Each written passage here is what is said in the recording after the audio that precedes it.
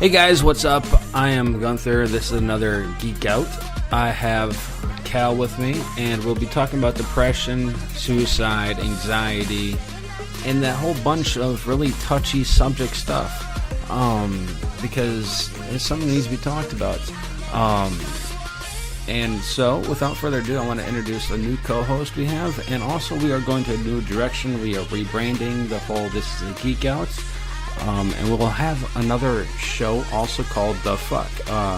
That's more entertaining, laughing, having fun, and you'll see. I can't wait for that show. It's going to be great. It's going to be a blast. Also, we'll be adding more people to our team. This is going to be awesome. I never saw that Geek Out would ever get this big. So, here's Matt, and we're going to talk about this because depression's a big deal in people's lives, especially mine, I know yours, and a million other Americans. So I think it's a subject that should very much be touched. Ladies and gentlemen, my name is Cal, as Gunther introduced me. It's good to be with you, man. I'm really looking forward to our sessions and discussing many hot topics. And not the store hot topic. No. That would take about 5 seconds to discuss. Fucking insanely nutty. Right. Anyway, my poor attempt at humor miserably failed. But no, today, talking about depression, as you already said, it's a subject I think that a lot of Americans are ignorant about. And remember, guys, ladies, ignorance is not a slight. It just means simply you don't know about it because nobody ever taught you, and so that's kind of where we're having this conversation today. Depression is something that has affected my life, my friends and family, and so yeah, hopefully we can illuminate a few things about depression with you guys today. Yeah, and depression doesn't just stop at being sad or depressed about anything. It goes on to a lot of other things. You have PTSD, which is caused by numerous things, from war, combat, from being raped, from being beaten as a child, being abused in school, getting made fun of. There's postpartum, but there's also times we have to understand and respect the fact that we can't personally diagnose ourselves and say I got this when it's not clinically proven, and then you make the situation worse for yourself, but then you also make it harder for other people who actually really truly suffer with depression or other symptoms. My personal beliefs, I do have depression. I suffer with depression. A lot of it comes from the military. I've been through a lot of stuff. I've seen a lot of things. Matt, I know you were in the military. You didn't deploy, but you still went through a lot of stuff, and we've lost a lot of friends to suicide. Mm-hmm. And it starts with depression. What's your point of view? You got everything the stats pulled up. It's actually funny that you mentioned that. So a lot of my depression and anxiety does stem from my military career, and I try to be very careful not to compare it to combat veterans. It's a or anyone who had some sort of sexual trauma. Yet, at the end of the day, I still have to recognize that my experiences were traumatic and that they affect me in my day-to-day living. But on that note, I actually just reached out and talked to a girl I served with in the Marines, and we kind of both were softballing one another as to how did that unit and serving there affect you, because we were in a very remote command, and come to find out that she had a lot of the same problems. She actually ended up marrying another Marine from the same base, and he had similar issues, and so it was really relieving, when you can find other people within the community that you can relate to that suffer from what you suffer. It's kind of consoling. It's kind of nice. But yeah, I guess I kind of went a little on a tangent there, but everybody has their opinion, I believe, of depression, or their feelings, or what they believe is depression. Clinically, I'm not a doctor. I can't diagnose. I can't say, "Oh, you're crazy. You're senile. You're depressed." I cannot personally tell you that. But the one thing though is the doctor can. And when you're having problems and you're feeling sad or something just doesn't seem right, there's no wrong about looking for help, asking for help. Right. So I think what we're talking about today is probably more specific to chronic depression. You can have acute depression, but still have it be very serious. Lose a loved one, mother or girlfriend in a tragic incident. You had mentioned postpartum depression. They're very serious states of mind, and they definitely need to be addressed, and they do need to be diagnosed. The diagnosis is nothing more than saying, okay, we know what you're suffering and struggling with, and now that we have a label on it, we know how to combat it. We know how to best help you. And that's why the diagnosis is so important.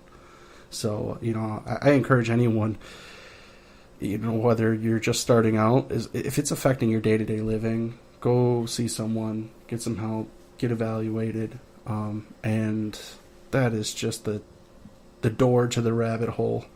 Yeah. I mean, it's a long journey. It's not easy accepting it, and some of us, I'm stubborn. You're aware of that. I'm very stubborn, and the Christmas season, the holiday season, some people get offended by people saying Christmas, so I'll say holiday season, was difficult for me, being a single father, but we learn to cope with things, and we might sometimes say things out of depression that really burn bridges or pull out the stakes that hold up that bridge. Mm-hmm. And I feel bad for some of the stuff I said over the holidays, but some of the stuff I stand strong with, because if I wouldn't have said that, no one would have known that something was going on.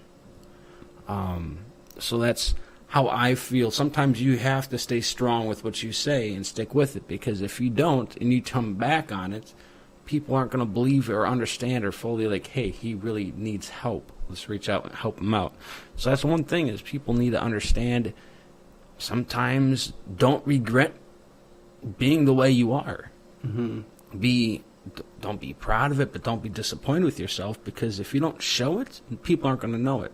Well, right, and that's where effective communication comes into play. And if you struggle with depression, and we were talking about this earlier, depression is rarely just by itself. People who suffer from some form of depression usually have another form of like anxiety disorder, general anxiety, acute. I'm blanking on what the other forms are. But regardless, between the anxiety and depression, most people end up being reclusive. And so when you do that, you withdraw from people.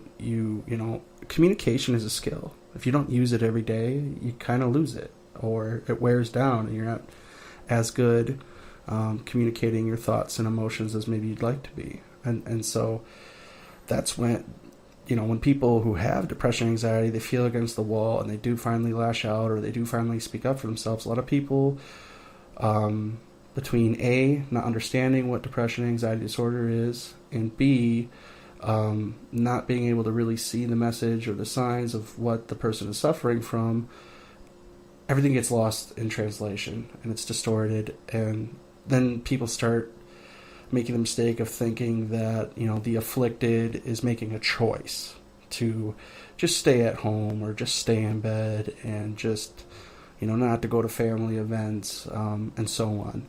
And it's just not true. It's not a choice. Anybody who's really tried fighting this, made a really conscientious effort to kick this thing in the ass, knows it's not as simple as, I'm going to be different today. I'm going to turn it off. I'm going to be vibrant. I'm going to go out there and, I'm going to be, the true character that I am.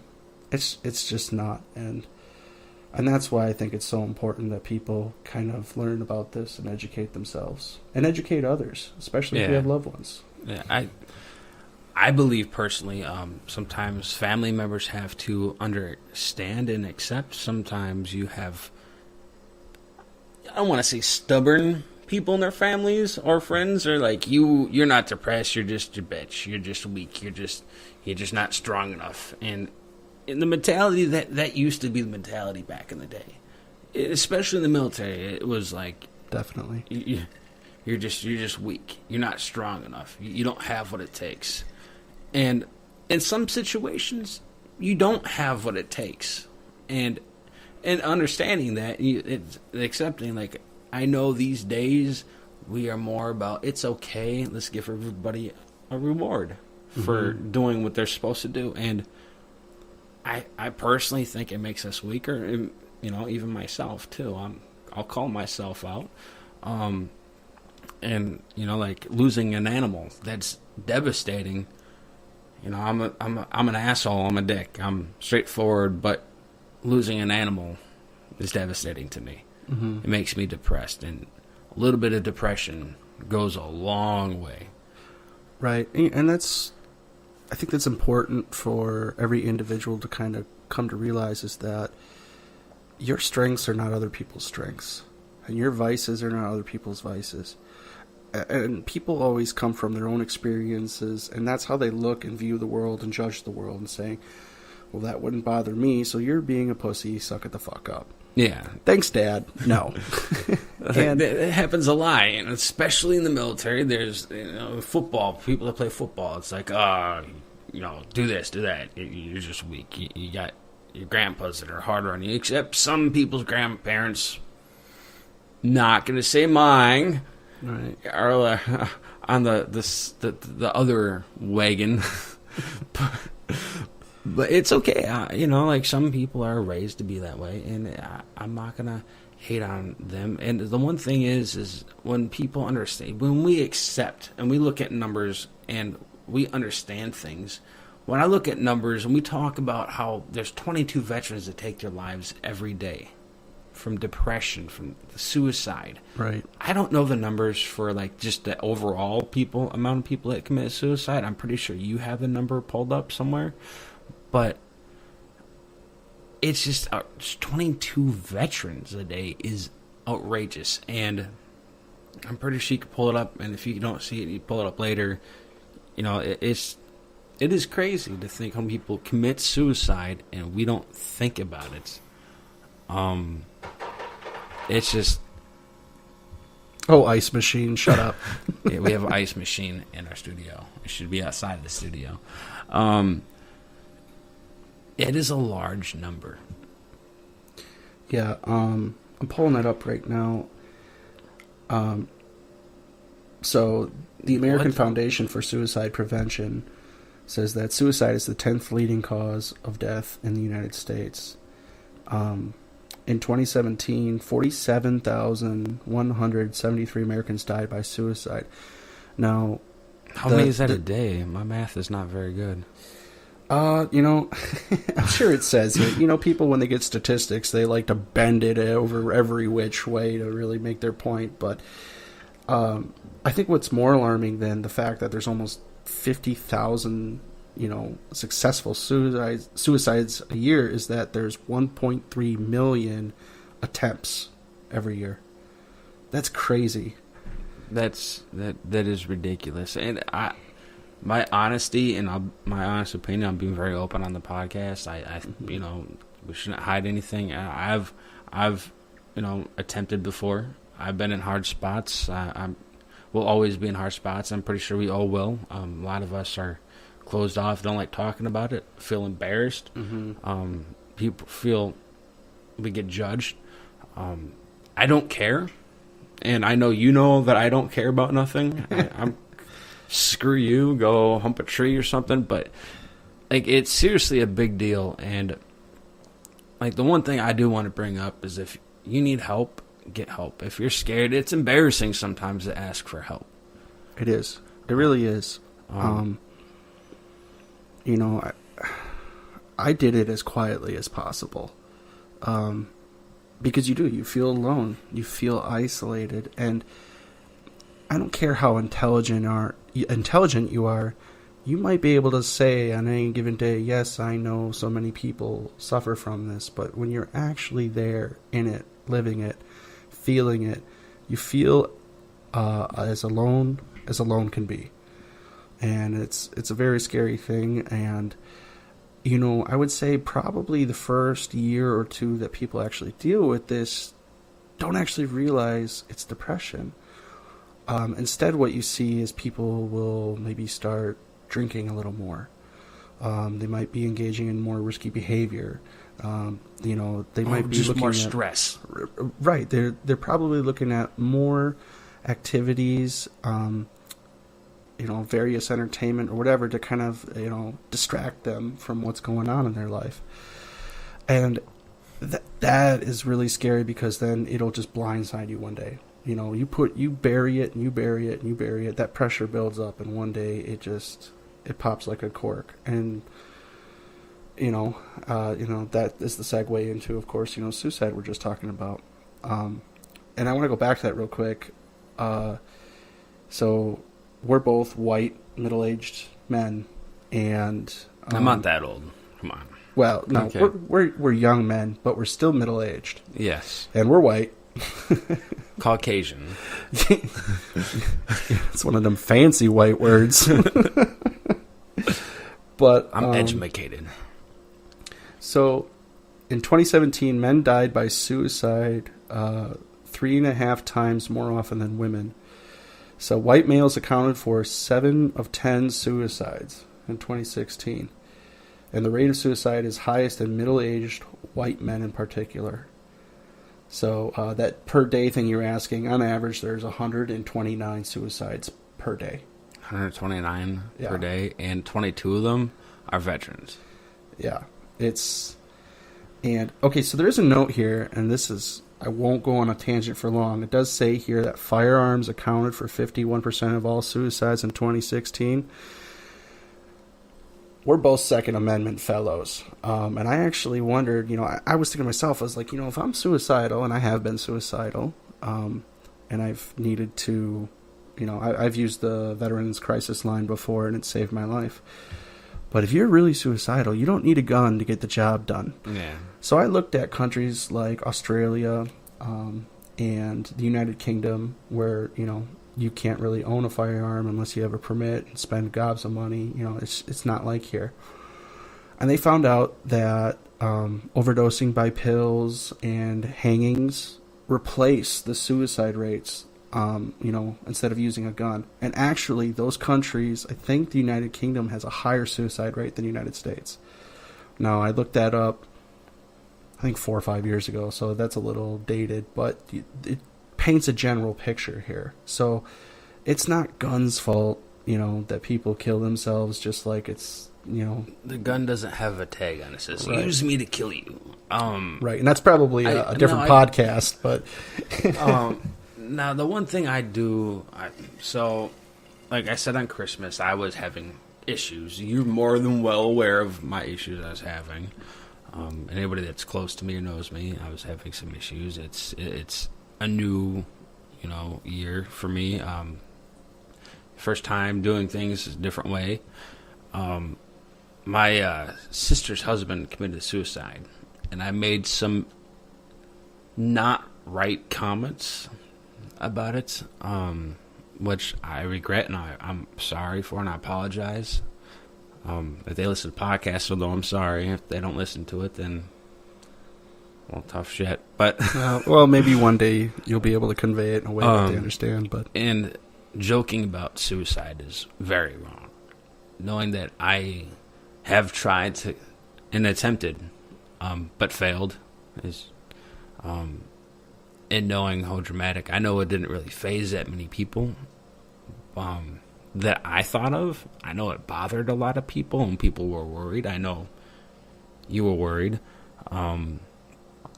But I do take back for what I said, and I should not have used that, because it is difficult being a single parent. mm-hmm. I should know firsthand I am a single parent. So, all in all, when you know someone has committed suicide, be there, be supportive, and do not belittle them or make yourself more important, or because no one's better than anybody. Like Bill Gates might be pretty good, Like he's up there. He's not better than anybody. He's just richer than everybody. Yes. So when you know someone that has lost someone, they are depressed too. Mm-hmm. They're dealing with a change, and it's not an easy change. Learning how to adapt. If you have kids and your husband or your wife or significant other, mm-hmm. Commits suicide and leaves you with a child or a house or something like that, you have a lot on your shoulders to deal with. And that's one thing I don't think a lot of people understand is, you'll be fine. It'll just take time, but it doesn't take time. It doesn't happen overnight. A lot of things don't happen overnight. Right. You don't get to this point overnight. Yeah, it just doesn't happen. We're going to move that ice maker. Yeah. We're definitely going to move that ice maker into like the dining room or something like that. Yeah, we're ironing out the wrinkles, ladies and gents. So we'll get her down. But we have to understand, listen, be there for people, but don't baby people. You cannot baby someone that's depressed because you're just going to let them wallow and cry and just... You're gonna make the situation worse. And that's the problem. I'm sorry to cut you off, but people are like of one of two minds. They either say "suck it up," it's all in your head, or they want to play like the white knight hero and ride in and solve your problems to the point where it starts to become patronizing. As you said, like "don't baby me," like and I think that's why the professional help is so important. You go in there, you think they're going to baby you. You think they're just going to kind of boo-hoo you, and they don't. But at the same time, they don't dismiss your challenges and your troubles. But yeah, there's just no middle ground. Everything in moderation. The world is gray, and yet we live in a country. I think our culture is very black and white. I feel like sometimes we need to be more open. We need to be more open, more accepting. We have to look at it through a window. Mm-hmm. Don't open up the window and let more stuff in their life. Just look you don't have to crowd people. I hate it when people crowd me. When I'm stressed out or depressed or my anxiety's to the roof, the last thing I want is to be crowded. I don't like how you feel or how everybody else feels. But personally, I know, don't crowd me. Do not crowd me because I blow up like an atomic bomb. Right. That's where you're crossing into the social anxiety disorder. Yeah. It's not just being sociable that bothers you. It's those scenarios where you're surrounded by a huge crowd, and then it might be like what's the word? Like the room or the area might be densely populated, and you don't feel like you have enough space to breathe, and maybe the noises are too loud and you can't think, and so then your anxiety goes up, and then especially if you have anger issues, it can lead to a bad place. And how I feel personally is I'm gonna let you take this one. The conversation of just talking about how, what's the word I'm looking for? Problems, like other things like medications and problems of misuse of medications when people are depressed. I know for a fact I've known people who've known people. I've personally known people who misused medications for certain things, or they thought maybe if I take more it'll make me feel better.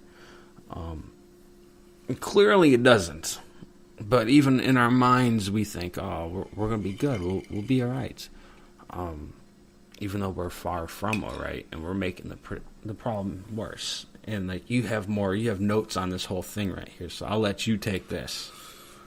Yeah, I got a little reminder here. It's to re-emphasize why professional help is so important, because when you suffer from, I'll say, any mental health disorder, and you try to deal with it on your own, you're pretty much playing whack-a-mole, like the old whack-a-moles at Chuck E. Cheese's, or Dave and Buster's is the Chuck E. Cheese's of today. But you try and cope with one method. So let's say maybe it's drinking, but then your drinking is affecting, your social life or your love life, or maybe you have kids, so you can't drink because you can't afford to be hungover or not be able to get your kids to their events, or they depend on you for their well-being. So then maybe what you do is you start enthralling yourself with Netflix, and you start binge watching, and you create these emotional connections through these characters and through this kind of fantasy escape. Or maybe you just isolate and shut down, and so now instead of sleeping 6 to 8 hours, you're sleeping like 10, 12, 16 hours. They're all short-term solutions to a long-term problem. And there's a lot of trade-offs. Like for me, I go through alcohol, food, and entertainment. So when the alcohol is really getting out of control and ruining my life, I can stop drinking, but I usually pick something else up. Now I might be more of a shopper, like I love spending money, that release of dopamine, that feel good, dopamine's a chemical in the brain that makes you feel good, and you get dopamine from food, from sex, from alcohol, from drugs, and actually there's a lot of information studies out there about how we're kind of like a dopamine fiend type society. And so that's what I mean by the whack-a-mole is we're always seeking pleasure instead of just stopping and being able to feel and process feelings in a natural manner. Going back to the statistics, they were talking about white males. I've been complaining for years that, our society's got to change its thinking about what is masculine, what is strong, what is strength. Because feeling emotions is not weakness. It's not. There's such a thing called emotional intelligence. It has nothing to do with you being a strong or a weak person. And, I think men in general, we've got to put on this face. And, there's a very natural component, like, from nature, we're competitive. And so there's even this instinct to not show weakness. But we've got to review and relook at and rethink how men are educated to first feel their feelings, sit with those feelings, and process them in a healthy manner without finding some sort of outlet. So, I agree with you on a lot of things. Everything. Your whole statements. I'm not going to say a lot of things because I agree with everything.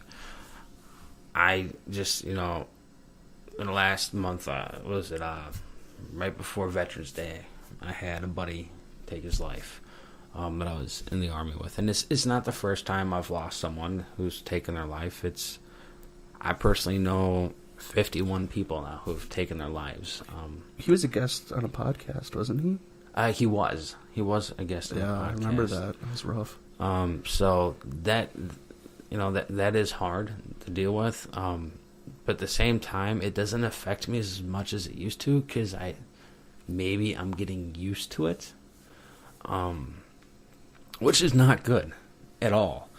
But losing people, losing friends, military, losing significant others, I can attest for losing my other half. I've lost friends. I've lost, so many people. We have people that commit suicide and no one will ever know why. We look back at some of the greatest people of all times. Robin Williams, my all-time, my hero. I cried. And that was devastating. I got off of work that night and I went to the gym and I rode the exercise bike and I watched 7 movies in a row. I didn't leave the gym until 9 o'clock in the morning the next day.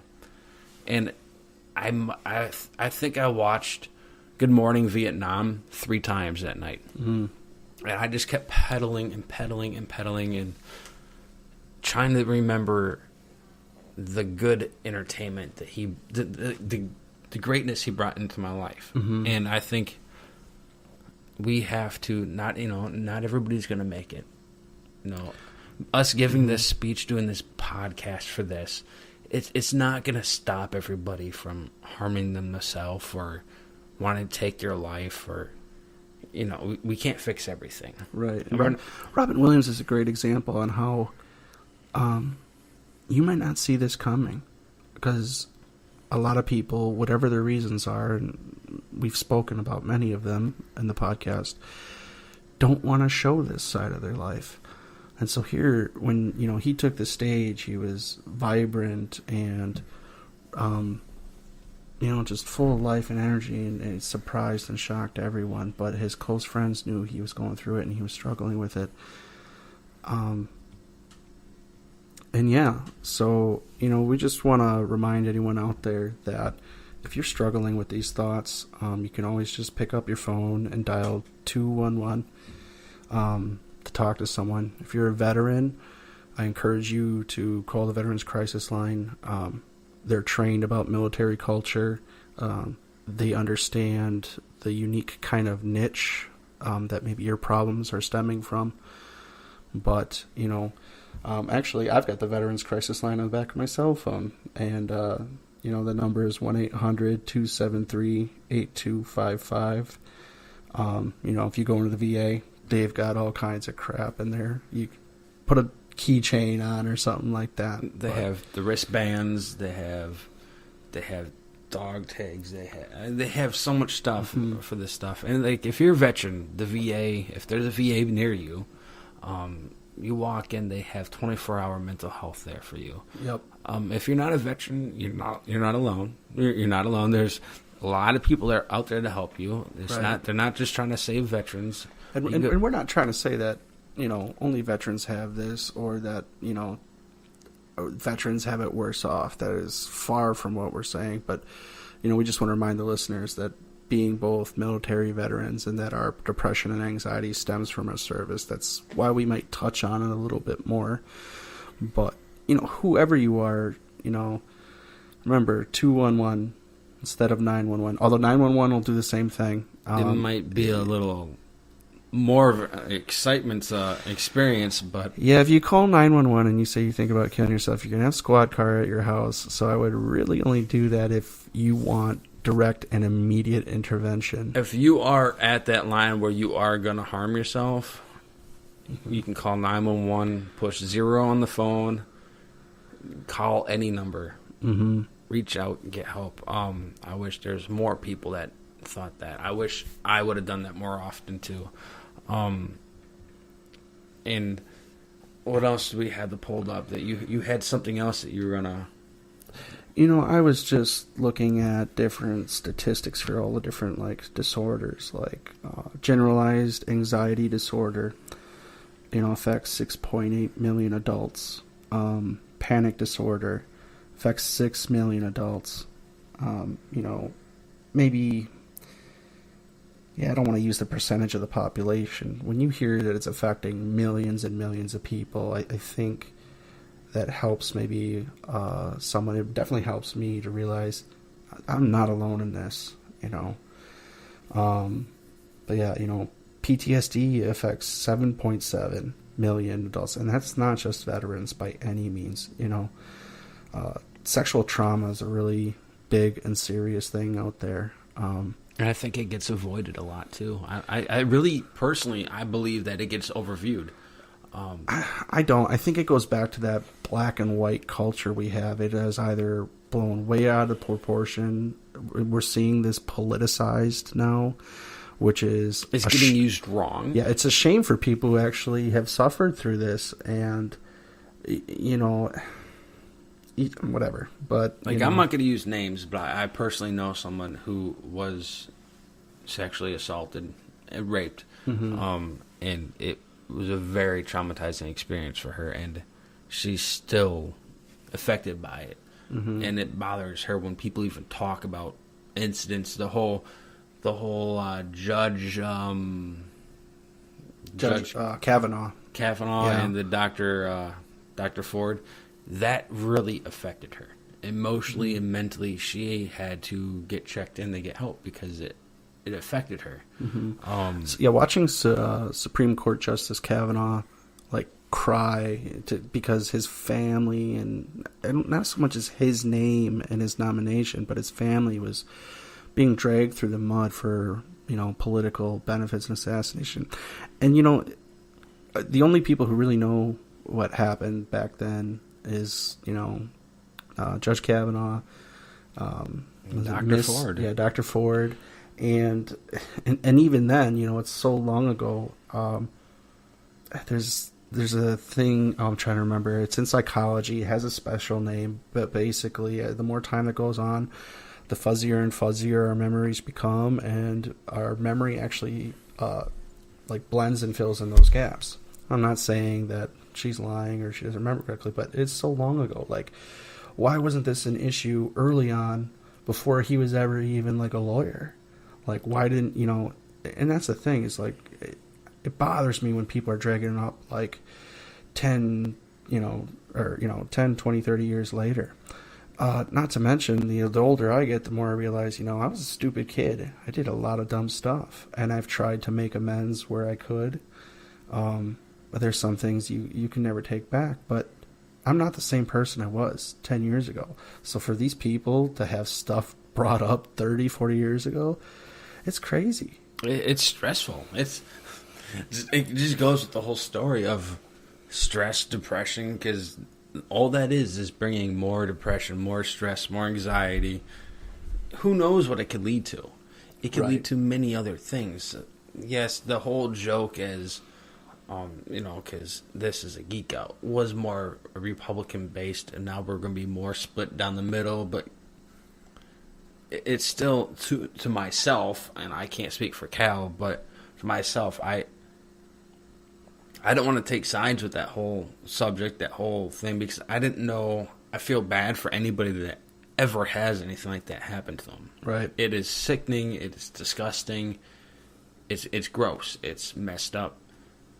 But also, if you are being accused and you didn't do anything, I can only imagine the damage it does to not just you, but your family, your career, everything. Yeah, and even violation, the personal violation is, so it's a very individual type of assessment. So my level of what I would consider like a violation of a personal boundary, sexual or not, is different than the person to my right and to my left. So it might take less to aggravate the person to my left, and it might take more to aggravate. And so that's why it's culture-based. It's culture-based. We're all raised differently these days. We don't have the same parents, the same grandparents. Experiences, We're all raised differently, and so the whole point of this conversation about this is, if something happens to you, don't wait to tell people. Yeah. Don't wait to tell people. You need to let people know so the proper actions could be taken. Because nobody should worry about it getting out there. There's so many confidentiality laws. Don't be embarrassed. I know it feels embarrassing to say this happened, but don't be embarrassed. Well, it's natural to feel embarrassed, but don't let that feeling stop you from either seeking justice or getting the help you need. Yeah. And because, I had an incident with an old girlfriend, and after I broke up with her and broke her heart, amazingly, out of the woodwork comes this accusation. And I was devastated, because she thought that I did what I did. And there's a lot of details, but, for my part, the final end, it was, you know what, if you really feel like I violated you and that,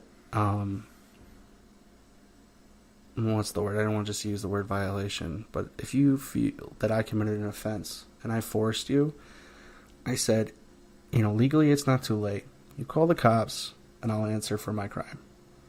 I said, but I think this is really convenient. After I broke your heart, you want me to hurt just as much as I hurt you, and I'm sorry that I hurt you, more than once, but don't try and bring me down publicly, because this is one area that men are guilty until proven innocent.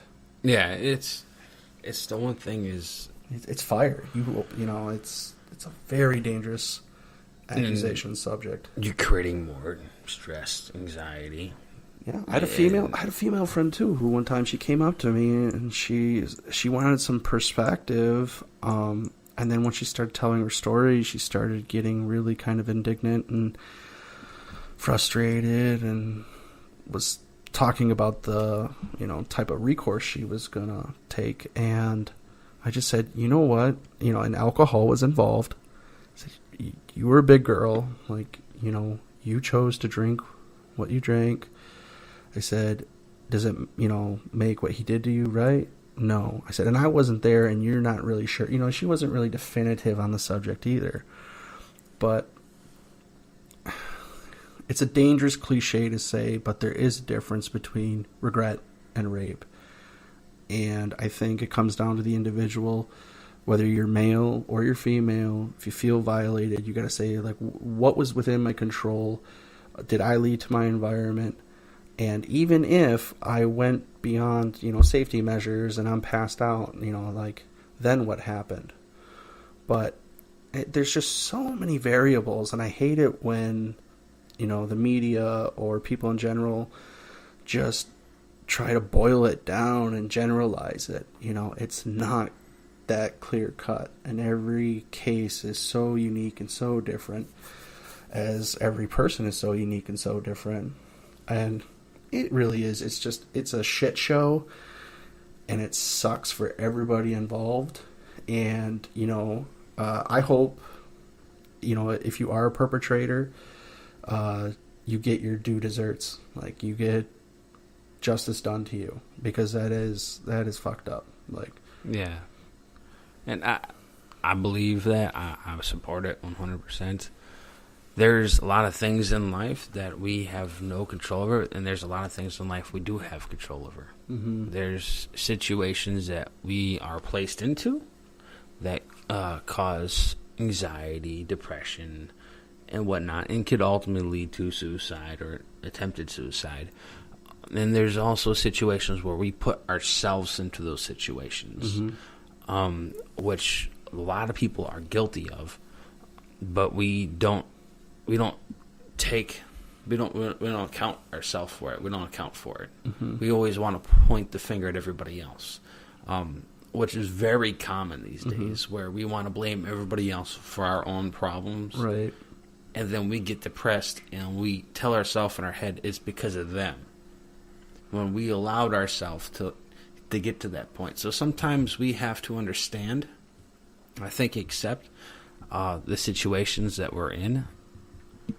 And we can't be so shy to reach out for help or talk to someone. Ask a friend. If someone says, hey, what's going on? Say, hey, I'm just having a hard time. If you see a friend having a hard time, you see someone that's not normal, say, hey, how are you doing? Like we were at the store earlier today. I said, hey, how you doing today, ma'am? Shocked you. But sometimes go outside the box and be nice, because it shows a reaction, and you can tell how someone's feeling with that reaction. Listen, they're very good at faking it. Yeah. And it's the one thing I like to talk about, and I'm glad we did talk about this conversation about the anxiety, the depression, the suicide. I do want to, I feel bad for a lot of people who have lost their lives. Losing a life is a big deal, and there's so many families that are doing Christmas, holidays, Hanukkah, Kwanzaa. Mm-hmm. I'm not sure how many holidays are out there. I'm not the holiday king. But I know that is a big deal, and it's hard for people to cope with, and that was my issue this year. Mm-hmm. But I'm glad we were able to talk about this and have a conversation about this. It really, really help out the listeners. And if people find this really good information, share with your friends.